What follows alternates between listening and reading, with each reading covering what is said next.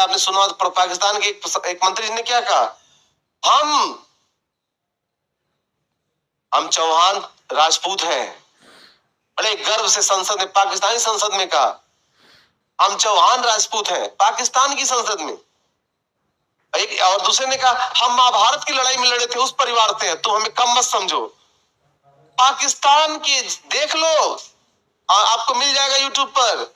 हम पाकिस्तान की संसद के अंदर की बात बता रहे हैं, गर्व से कह रहे हैं हम वो उस राजपूत क्षत्रिय कौम से हैं जो महाभारत की लड़ाई लड़े थे। गर्व से कह रहे हैं। कहां कह रहे हैं? रिकॉर्डेड है, देख सकते हैं।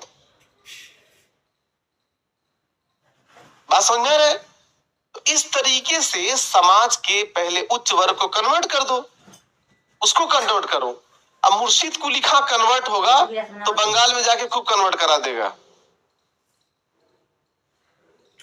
वो तेलंगाना ब्राह्मण है ना। तो इस तरीके से यह फिलॉसफी उस समय अपनाई गई।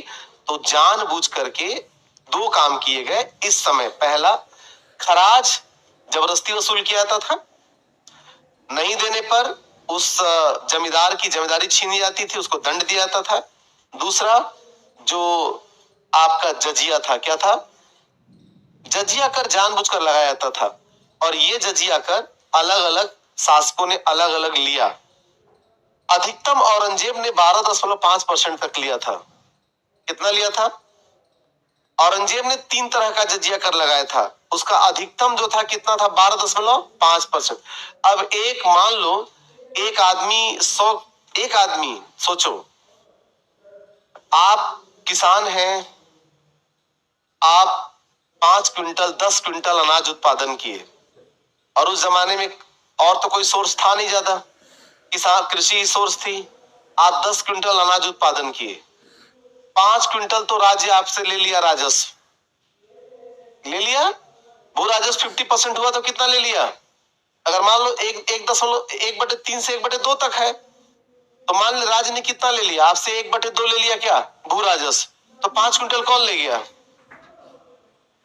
तो कितना बचा? आप 10 क्विंटल उत्पादन किए, 5 कौन ले गया?